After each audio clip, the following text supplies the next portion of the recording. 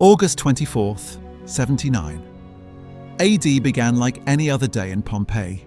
The sun rose over the Bay of Naples, fishing boats pushed off from the harbour, and 20,000 people woke to the familiar shadow of Mount Vesuvius. The mountain had always been there, green with vineyards on its slopes, a silent giant that the Pompeians had stopped fearing generations ago. By sunset, their city would be buried under 20 feet of volcanic ash. By morning, Pompeii would cease to exist. In this video, I use modern AI tools to reconstruct the final hours of one of history's most famous disasters, allowing us to move through the streets of Pompeii as they were before the eruption and witness, as closely as we can, what it might have felt like to live through those final, terrifying hours. Pompeii, in 79 AD, was a prosperous Roman trading city. Its streets were paved with stone, lined with shops, bakeries and taverns. Wealthy merchants lived in elegant houses with painted walls and private gardens. Slaves and freedmen crowded the tenements near the port. The city had survived a major earthquake 17 years earlier and had rebuilt itself even grander than before. No one imagined that the mountain they saw every day was about to erase everything. The Forum was already busy by mid-morning. Merchants set up their stalls, selling everything from imported wine to local garum, the fermented fish sauce that Pompeii was famous for. Politicians gathered near the basilica, discussing the upcoming elections. Graffiti on the walls endorsed candidates, insulted rivals, and declared love.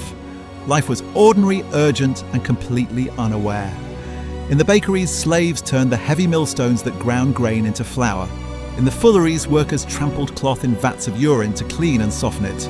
In the thermopolia, the ancient fast food counters, hot food was served to workers who had no kitchens at home. Children ran through the streets, dogs barked. A prostitute advertised her prices on a wall near the harbour. Pompeii was alive in the way only a Roman city could be. Loud, busy, and obsessed with pleasure and profit. At the amphitheatre on the city's edge, workers prepared for the gladiatorial games scheduled for the coming days. At the large palaestra, young men exercised in the summer heat. In the Temple of Apollo, priests performed the morning rituals. The gods, everyone believed, were watching over Pompeii. They had no idea how wrong they were. Around midday, some Pompeians noticed something strange. Dogs were barking without reason. Birds had gone silent. In some houses, the water in fountains began to bubble or stopped flowing entirely. Small tremors shook the ground, but earthquakes were common in the region. People shrugged and continued their routines. The mountain was behaving oddly, some observed, with a strange cloud forming at its peak. But Vesuvius had never erupted in living memory. Why would today be different? In the wealthy house of the Faun, a family sat down to lunch, their mosaic floors depicting Alexander the Great in battle. In a cramped apartment near the Forum, a mother nursed her baby. In a brothel, business continued despite the tremors. At the port, sailors debated whether to leave early.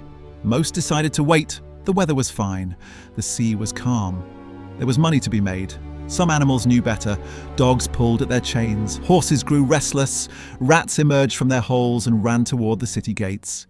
But humans, confident in their routines, ignored the warnings that nature was screaming at them. At approximately 1 o'clock in the afternoon, Vesuvius exploded.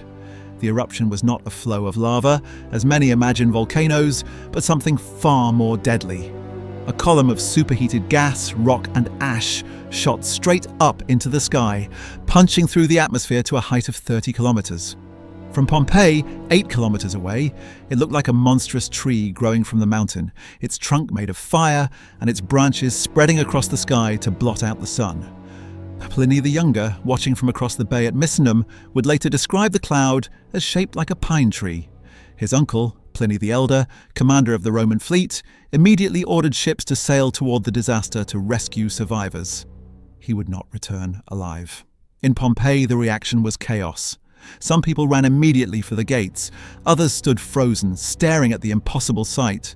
Still others retreated into their homes, believing thick walls would protect them. Parents grabbed children. Masters abandoned slaves. The wealthy loaded carts with valuables. The poor had nothing to load and nowhere to go. Within minutes, the first volcanic debris began to fall.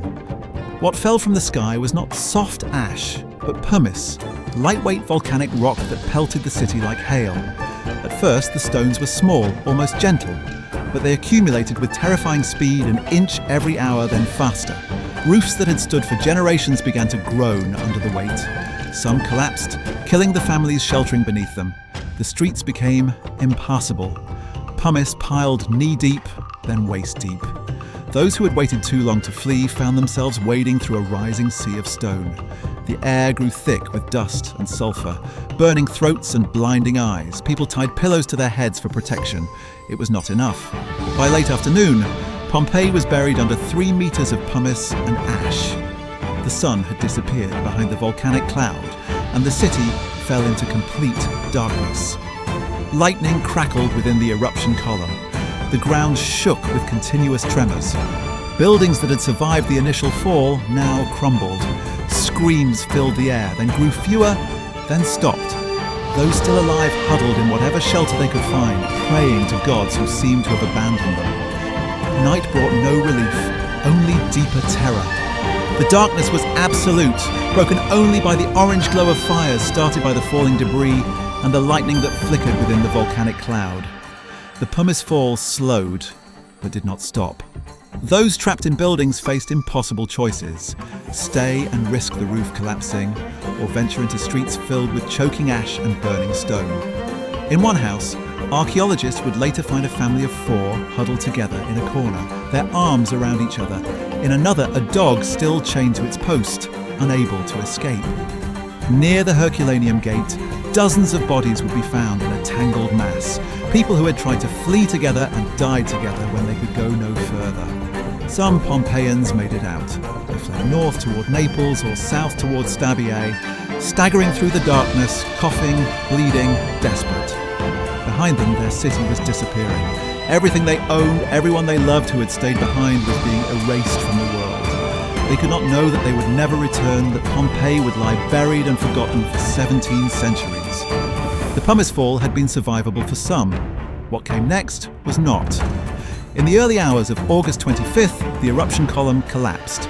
Instead of shooting upward, the superheated gas and rock rolled down the mountain as a pyroclastic surge, a wave of death travelling at over 100 kilometers per hour with temperatures reaching 700 degrees Celsius.